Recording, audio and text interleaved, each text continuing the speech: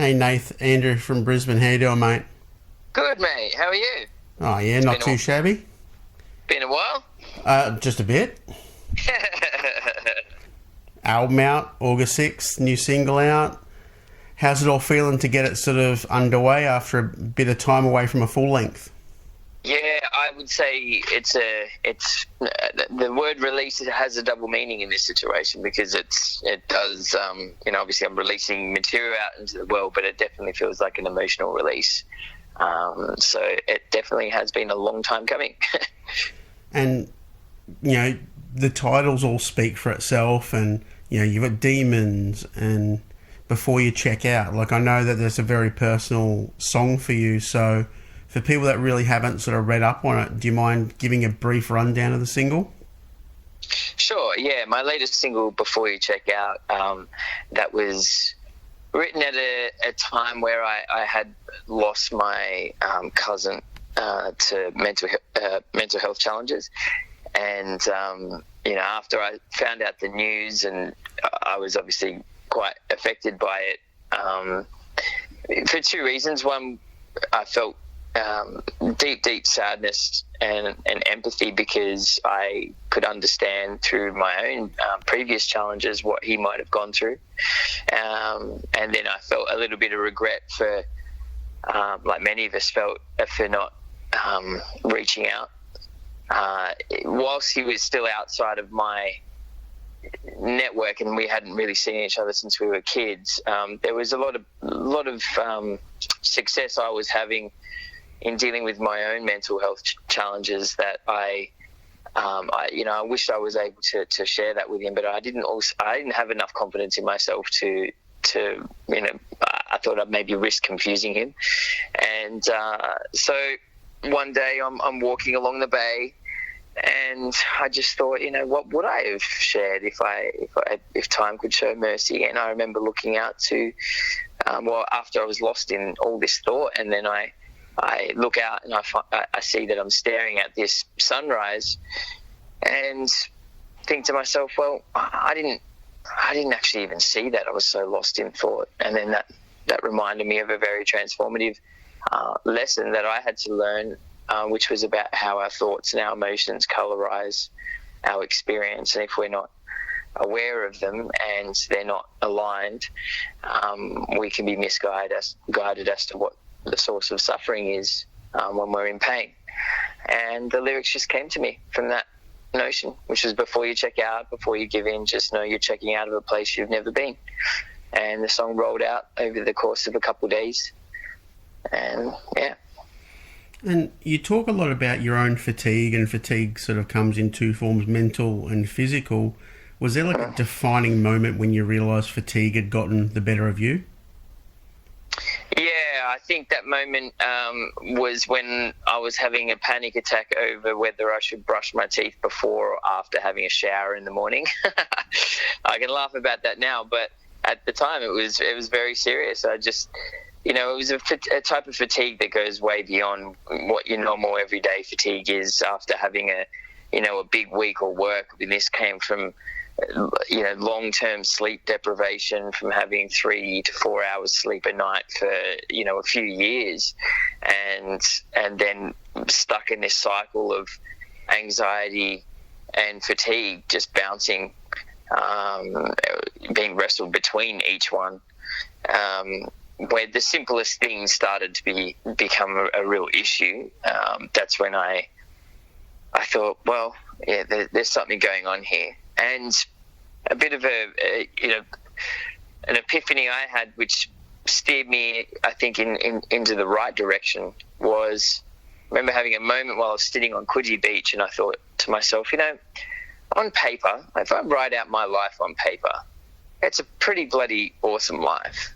And I know I've had my challenges, but it definitely doesn't warrant how I feel right now. And that gave me a clue as to it being challenges with my inner world, not my external world.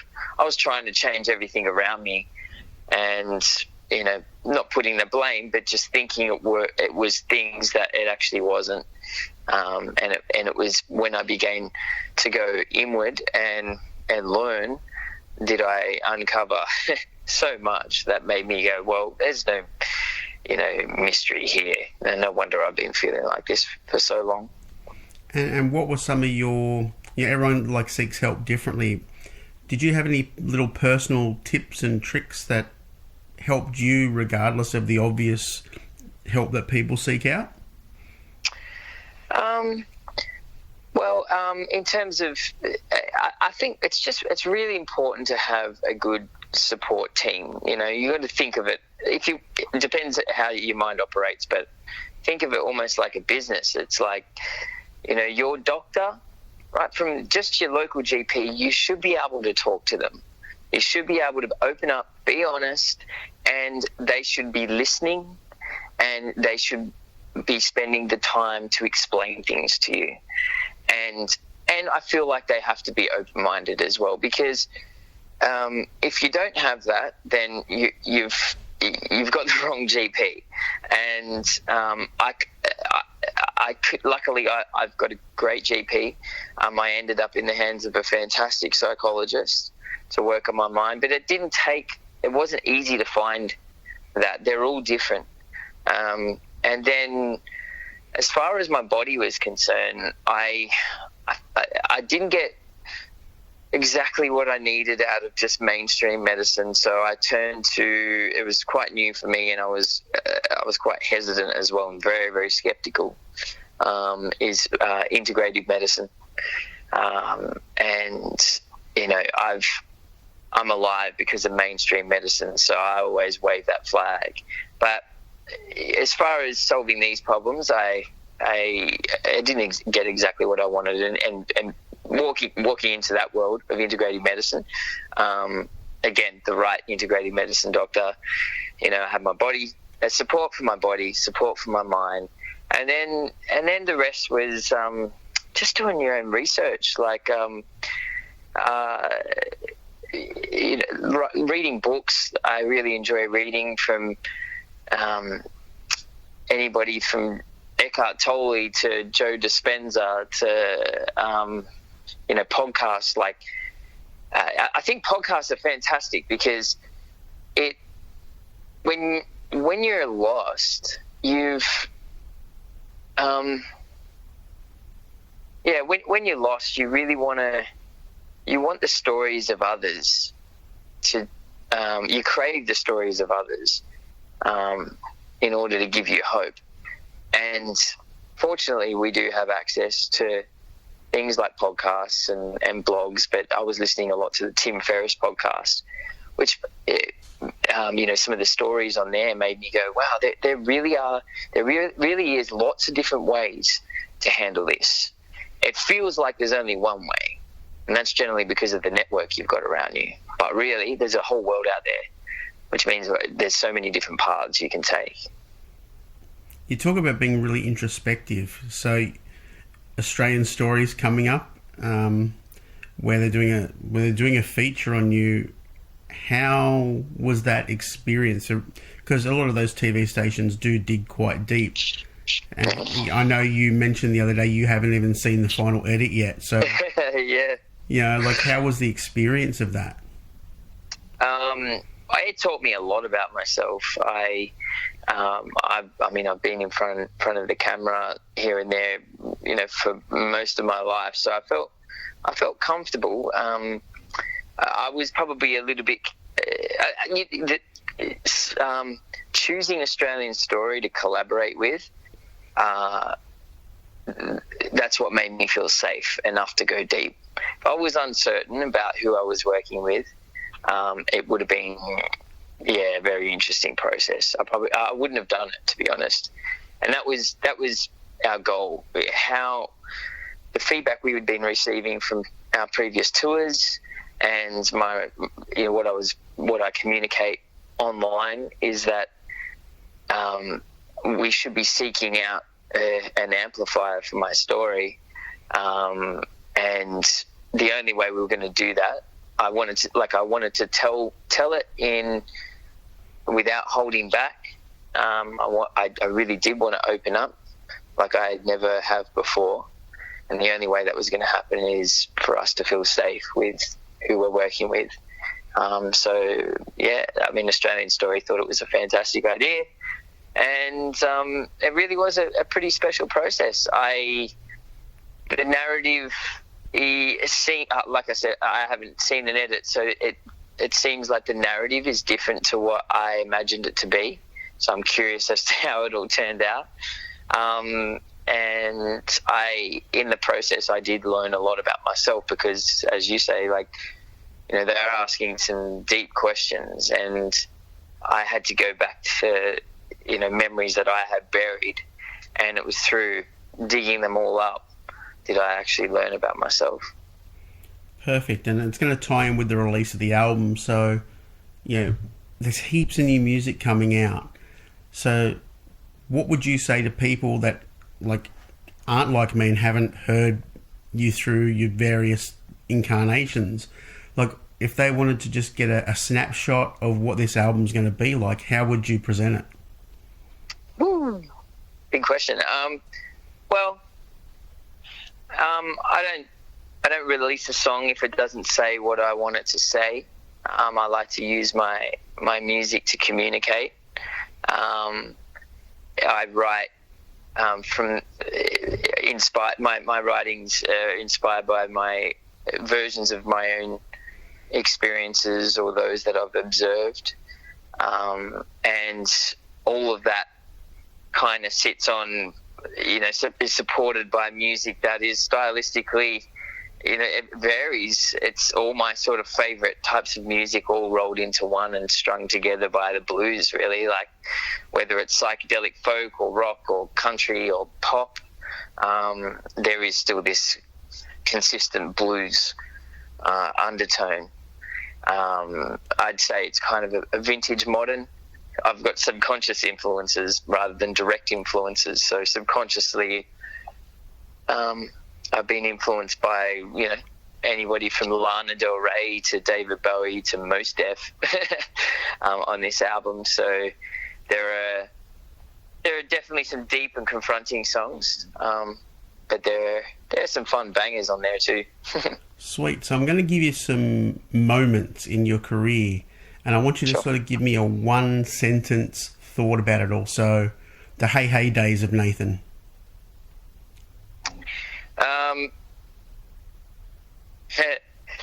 Hey days of Nathan. Well, that was my introduction to the. That was the start of my music career. That's where I had my training wheels on. What about the Electric Mary days of Nathan? That was an awakening. It got me reconnected with the guitar. It's pretty hard not to be connected to a guitar when Rusty's yeah, totally. What about the Nat Cole and the Kings days of Nathan? That was the start of me finding my voice and being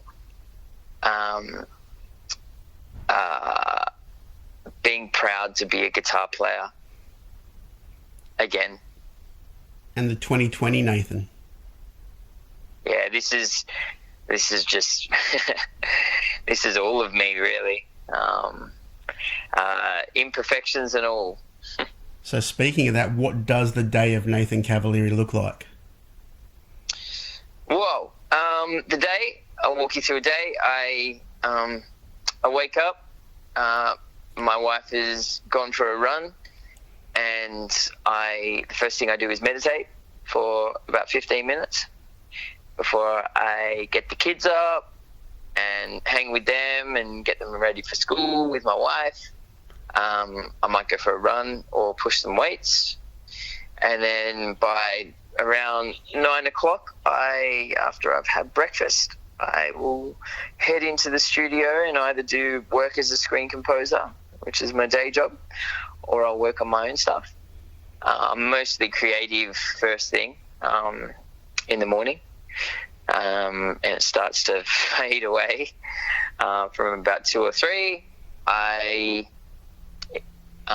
Depending on how I feel, I battle that 3 o'clock low by either going for a big run around Luna Park, or I'll have a nap depending on how my adrenals are feeling.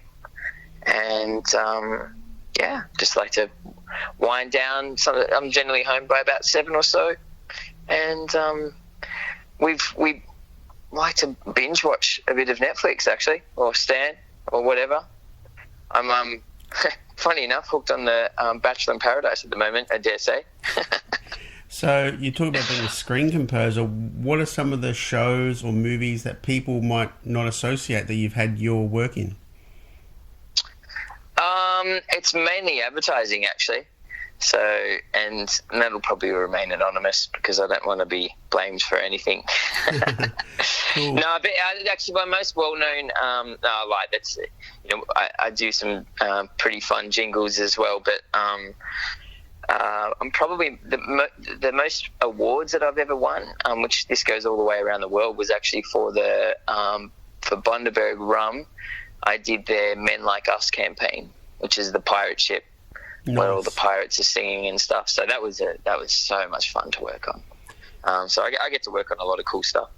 And you've got upcoming tour dates in October, hopefully. We'll put that hopefully. Hopefully, yeah. And you've been announced for Blues Fest 2021. So that's right. Beyond all of that, what are your hopes for 2021 besides the fact of just being able to play a gig?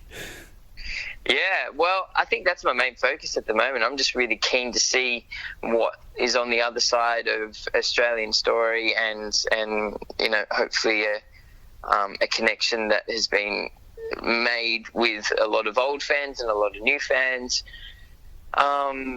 Because I really do want to expand the show. I'm looking forward to going out on the road in an intimate way, which I tested the waters last year, and that will be with me and Kenny, and possibly my trumpet player, and that's a real storytelling gig. But I'd love to see it grow into me being able to then tour with a band and have a full-blown production attached to it. I'm looking forward to doing festivals, and and I think a little bit further on, I'd love to do an EP with some of my favourite artists, like featuring on it, a bit of a collaboration, and then go to town on another album.